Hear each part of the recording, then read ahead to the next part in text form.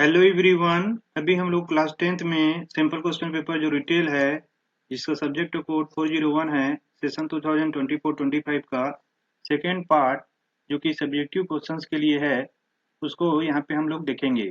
जो पहला पार्ट है ना, वो एम्प्लॉयबिलिटी स्किल्स का है, जिसमें 5 क्वेश्चंस हैं, जिसमें से 3 आपको सॉल्व करना है। वर्ड लिमिट 20 से 30 वर्ड्स का है। इसका क्वेश्चन नंबर 6 है, what is the use of email communication. जो ईमेल कम्युनिकेशन होता है उसका यूज क्या होता है। देखिए, इसमें आपको 2 मार्क्स से मिलेगा। देखिए, इसको आंसर में कैसे लिखेंगे। Email can be used to communicate quickly with one और more individuals in various locations. देखिए, ईमेल जो है लोगों से कम्युनिकेट करने के लिए यूज होता है बहुत तेजी से। ईमेल जो है ना, लाइट की स्पीड से चला जाता है। या तो आप एक आदमी के साथ कम्युनिकेट कर सकते हैं या एक साथ बहुत सारे लोगों के साथ कम्युनिकेट कर सकते हैं जो कि पूरी दुनिया के अलग अलग जगहों में हों।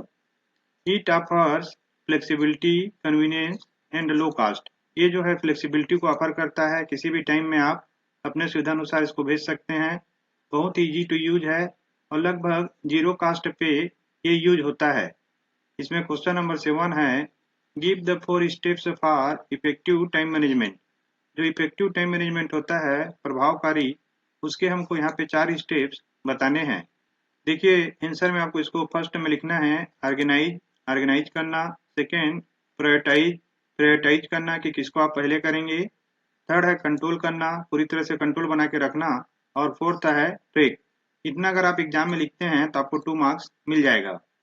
नेक्स्ट क्वेश्चन है, name any 2 methods to protect the data from theft and viruses. यहाँ पे 2 तरीकों को हमको बताना है जिससे डाटा की रक्षा होती है चोरी होने से और वायरसों से। इसमें फर्स्ट में लिखेंगे use passwords to log in to your computer. देखिए, अगर आप अपने कंप्यूटर में पासवर्ड लगाते हैं तो जो अनऑथराइज्ड पर्सन है वो जो है उस कंप्यूटर पे लॉगिन नहीं कर सकता और आपके डाटा को चोरी नहीं कर सकता। साथ ही कोई वायरस भी उसमें नहीं डाल सकता। सेकेंड है इंस्टॉल एंटीवायरस एंड फायरवॉल। अगर हम एंटीवायरस और फायरवॉल डालते हैं तो जो वायरस वगैरह हैं उससे प्रोटेक्शन हो जाता है। थर्ड है इंक्रिप्ट डाटा और फोर्थ है सिक्योर साइट्स। तो देखिए, यहाँ पे केवल 2 लिखना है, इसमें 2 मार्क्स हमको मिल जाएगा। इन चारों में से कोई भी 2 आप इसके आंसर में लिख सकते हैं। नेक्स्ट क्वेश्चन है, list out any 2 the qualities of successful entrepreneur. जो सफल एंटरप्रेन्योर होते हैं उनके 2 यहाँ पे गुणों को हमको लिखना है। देखिए, इसके आंसर में हम लोग लिखेंगे successful entrepreneurs have the following qualities. यहाँ पे बहुत सारे क्वालिटीज दिए हुए हैं, इनमें से केवल 2 हमको लिखना है। दे आर कॉन्फिडेंट, वे विश्वास से भरे होते हैं। दे बिलीव इन देमसेल्स, उनको अपने ऊपर भरोसा होता है। एंड देयर एबिलिटीज, और उनको अपनी क्षमताओं पे भी भरोसा होता है। They keep trying new ideas in their business, वे हमेशा अपने बिजनेस में नए विचारों को ट्राई करते रहते हैं। दे आर पेशेंट, वे काफी धैर्यवान होते हैं। They are creative and think differently about business ideas, वे क्रिएटिव होते हैं और जो व्यापार के विचार होते हैं उनको अलग तरीके से सोचते हैं। तो देखिए, इसमें बहुत सारा दिया हुआ है, इसमें से केवल 2 ही आपको लिखना है। इन चारों में से भी आप 2 लेके लिख सकते हैं। अगर छोटे छोटे लिखना चाहें तो जैसे यहाँ पे है, दे वर्क हार्ड, वे कठिन मेहनत करते हैं, इसको लिख सकते हैं। और इसको यहाँ तक लिख सकते हैं, they do not give up, है ना, वे कभी गिव अप नहीं करते। नेक्स्ट क्वेश्चन है, डिफाइन ऑर्गेनिक फार्मिंग। यहाँ पे ऑर्गेनिक फार्मिंग को हमको डिफाइन करना है। देखिए, इसके आंसर में हम लोग लिखेंगे, यहाँ पे स्क्रीन में आप देख पा रहे हैं कि organic farming is where farmers do not use chemical pesticides and fertilisers to increase their production. देखिए, ऑर्गेनिक फार्मिंग में क्या होता है, जो किसान होते हैं वे केमिकल पेस्टिसाइड माने कीटनाशक और फर्टिलाइजर्स माने उर्वरक को उपयोग नहीं करते अपने प्रोडक्शन को, अपने उत्पाद को ज्यादा मात्रा में पैदा करने के लिए।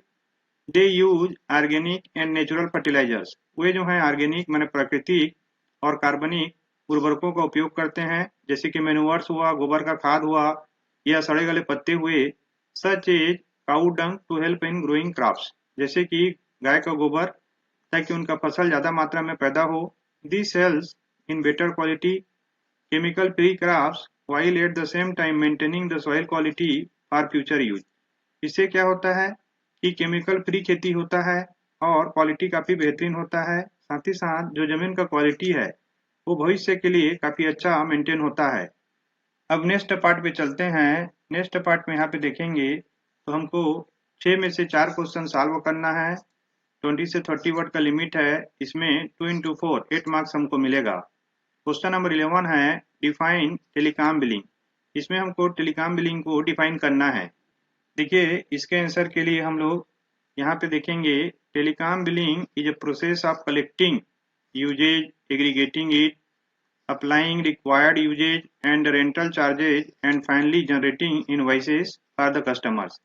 देखिए जो टेलीकॉम बिलिंग है वो एक प्रोसेस है जिसमें जो यूजेज होता है उसको हम इकट्ठा करते हैं, इसको एग्रीगेट करते हैं, जो भी रिक्वायर्ड यूजेज होता है उसको अप्लाई करते हैं, जो रेंटल चार्जेज है, जो किराए के चार्जेज होते हैं उसको भी उसमें जोड़ते हैं, और आखिरकार जो इनवॉइसेस हैं उनको जनरेट करते हैं ग्राहकों के लिए। Telecom billing process also includes receiving and recording payments from the customers।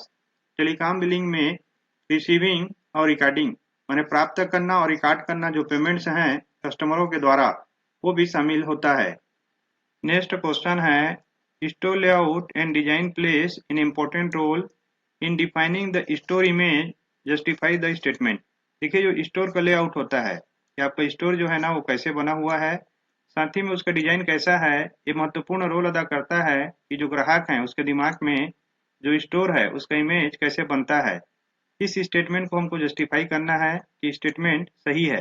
देखिए इसके आंसर में हमको पॉइंट बना के लिखना है the store layout and design tell a customer what the store is all about. जो स्टोर का लेआउट होता है वो डिजाइन होता है, ये ग्राहक को बताता है कि स्टोर किस चीज का है। It is very strong tool to create store image in the minds of the customers. ये बहुत ही महत्वपूर्ण हथियार होता है जिसके द्वारा स्टोर का इमेज बनता है ग्राहकों के मन में।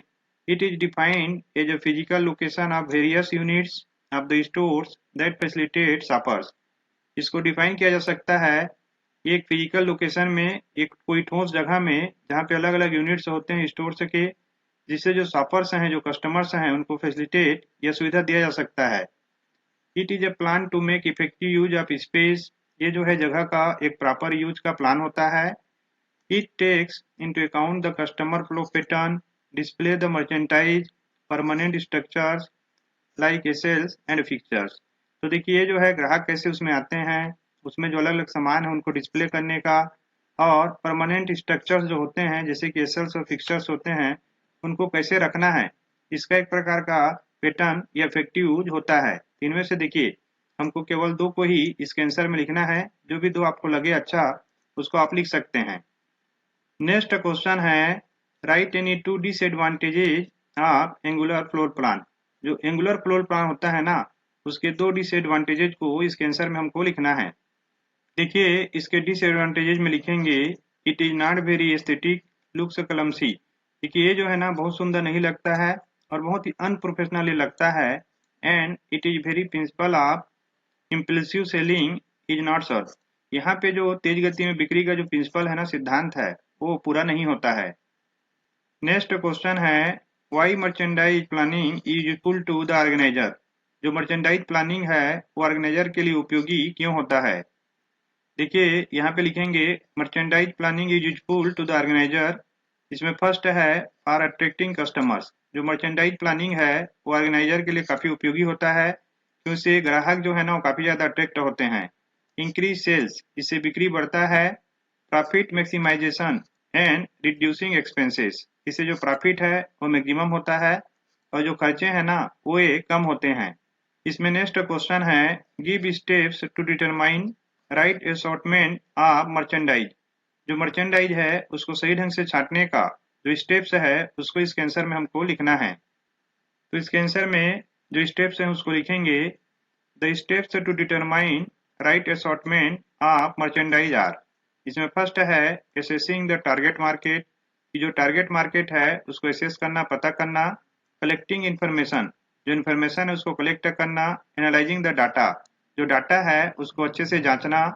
Determining breadth and depth of merchandise offering, जो भी सामान हम बेच रहे हैं उसका जो ब्रेथ है मतलब कितना लंबा तक बिक सकता है, क्या उसमें गहराई है, उसको पता करना।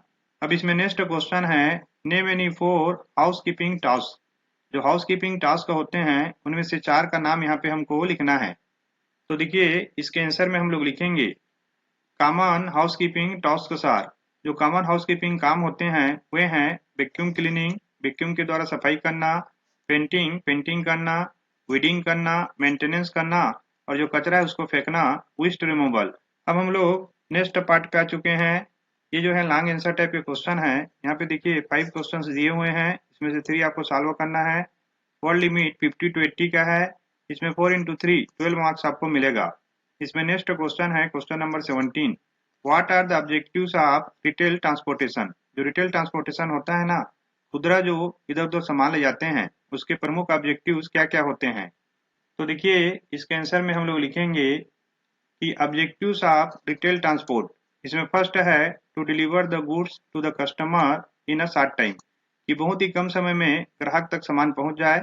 To deliver the goods at a least cost, बहुत ही कम कीमत में जो ग्राहक तक सामान जो है पहुंचे ताकि ग्राहक को महंगा ना लगे। To reduce loading and unloading as much as possible, जो लोडिंग और अनलोडिंग है वो कम से कम हो।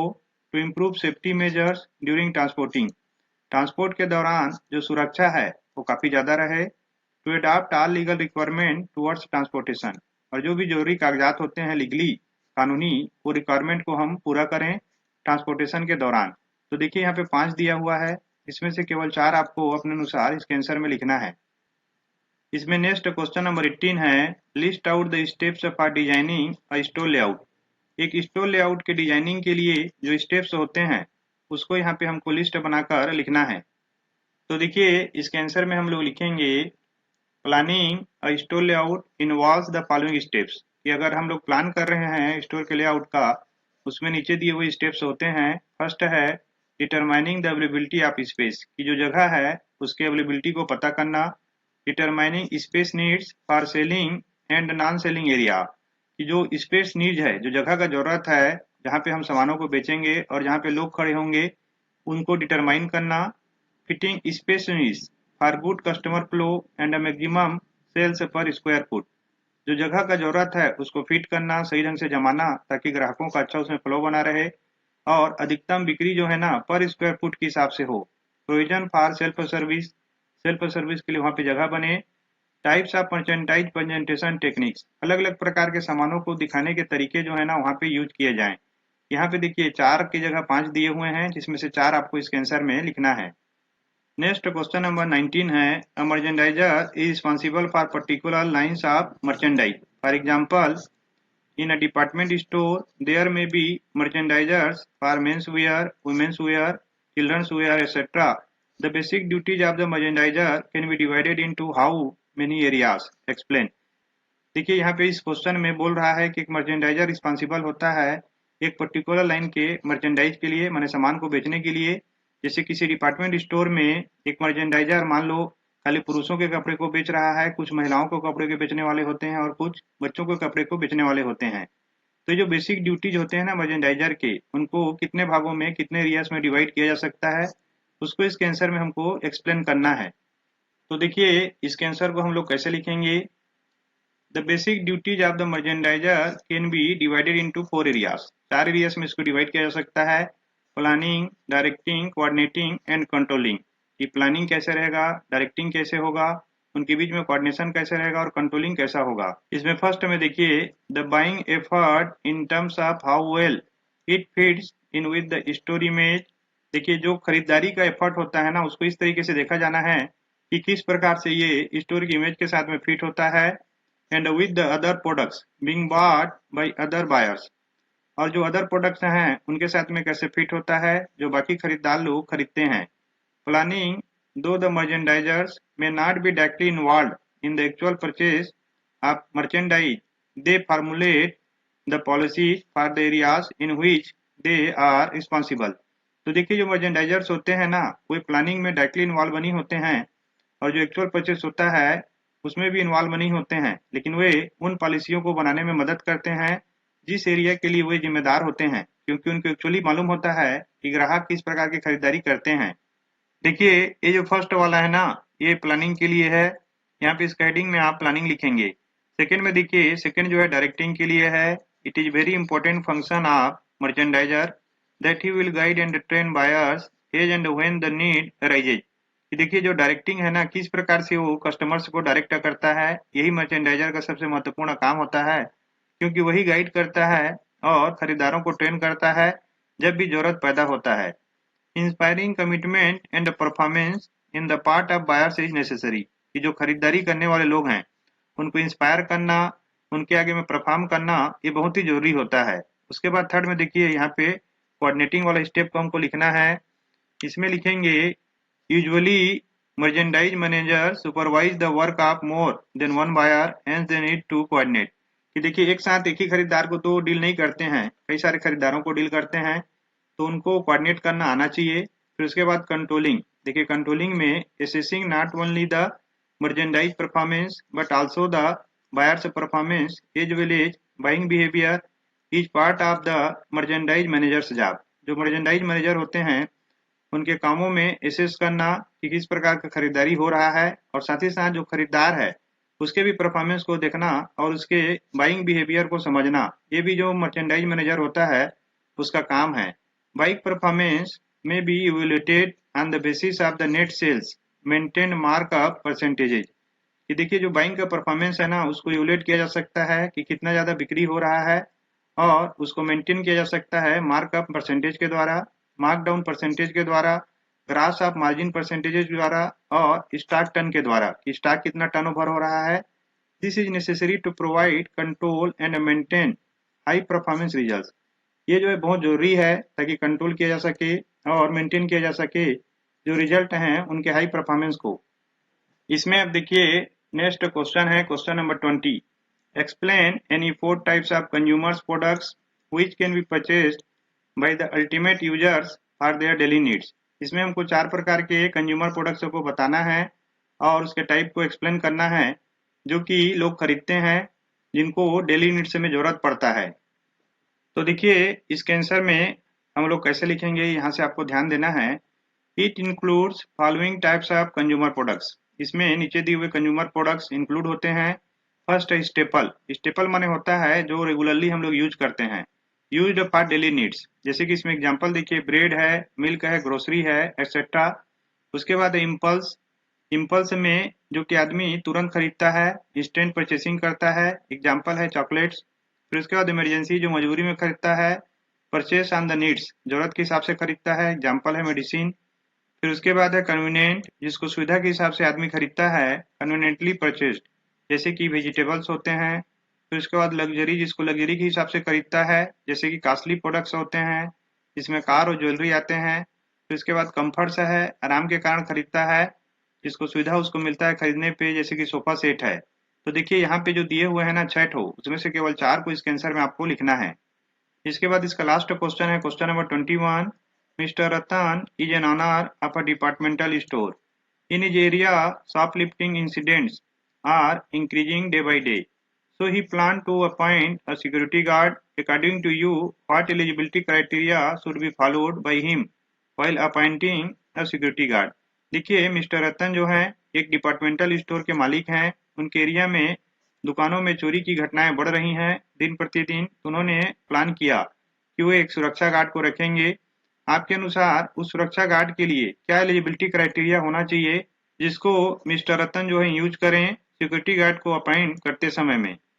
अब देखिए इसके आंसर में लिखेंगे a person shall be eligible for employment A security guard if he fulfills the standards of physical fitness as specified in the PSAR Act 2005। जो PSAR Act है 2005 के अनुसार एक ऐसे व्यक्ति को सिक्योरिटी गार्ड के रूप में अपॉइंट किया जा सकता है जो कि फिजिकल फिटनेस की जरूरतों को पूरा करे। जैसे कि उसके लिए जो जरूरतें हैं, स्पेसिफिकेशंस हैं, वो यहाँ पे दिए हुए हैं। The specifications are as follows. पहला है height 160 centimetre for male, 150 centimetre for female, कि पुरुषों के लिए 160 सेंटीमीटर का हाइट होना चाहिए और महिलाओं के लिए 150 सेंटीमीटर का। उसके बाद वेट है according to standard table of height and weight, chest 80 centimetre with an expansion of 4 centimetre, कि जो स्टैंडर्ड है टेबल हाइट और वेट का उसके हिसाब से उनका वेट होना चाहिए। चेस्ट जो है 80 सेंटीमीटर बिना एक्सपेंशन के, और एक्सपेंशन के साथ में 4 सेंटीमीटर उसमें फुलाव होना चाहिए। For females no minimum requirement for chest measurement, और जो महिलाएं हैं उनके लिए चेस्ट मेजरमेंट का कोई रिक्वायरमेंट नहीं होता है। उसके बाद देखिए इसमें आई साइट, उनका आई कैसा होगा, फार साइड विजन 6/6 होना चाहिए, नियर विजन 0.6 होना चाहिए, विद और without correction, free from colour blindness, उनमें कलर ब्लाइंडनेस नहीं होना चाहिए। He she should be able to identify and distinguish color display in security equipment। जो सिक्योरिटी इक्विपमेंट है उसमें जो अलग अलग कलर होते हैं उसको पहचानने की उसमें योग्यता होना चाहिए। Read and understand displace in English alphabets and Arabic numerals, जो अरेबिक न्यूमेरल्स होते हैं और इंग्लिश अल्फाबेट्स होते हैं उनको पढ़ने का और समझने का उसमें क्षमता होना चाहिए। Free from knock knee and flat foot, उसमें नॉक नी नहीं होना चाहिए, फ्लैट फुट नहीं होना चाहिए। He she should be able to run 1 kilometre in 6 minutes, 1 kilometre को उसको 6 मिनट में पूरा करने की योग्यता होना चाहिए। Hearing free from hearing defects, उसको सुनने में कोई परेशानी नहीं होना चाहिए। He she should be able to hear and respond to the spoken voice and the alarms generated by security equipment, उसको जो बोले गए बातें हैं उसको सुनाई देना चाहिए प्रॉपरली और जो भी अलार्म बजते हैं वो सुनाई देना चाहिए। The candidate should have dexterity and strength to perform searches, handle objects and use force for restraining individuals, उसमें इतना ताकत होना चाहिए कि कोई बदमाशी वगैरह कर रहा है तो उसको रोक सके। A candidate should be free from evidence of any contagious or infectious disease, उसमें कोई बीमारी नहीं होना चाहिए। He should not be suffering from any disease which is likely to be aggravated by service or is likely to render him unfit for service or render in danger the health of the public, उसमें कुछ इस प्रकार का बीमारी नहीं होना चाहिए जिससे लोगों को खतरा हो या भविष्य में जाके वो अनफिट हो जाए। तो आशा करता हूँ ये वीडियो आप लोगों को काफी ज्यादा यूजफुल लगा होगा। याद रखिएगा इसमें भी आपको केवल 4 पॉइंट को अपनी तरफ से बना के लिखना है। तो अब बताइएगा वीडियो आपको कैसे लगा। Thank you for watching.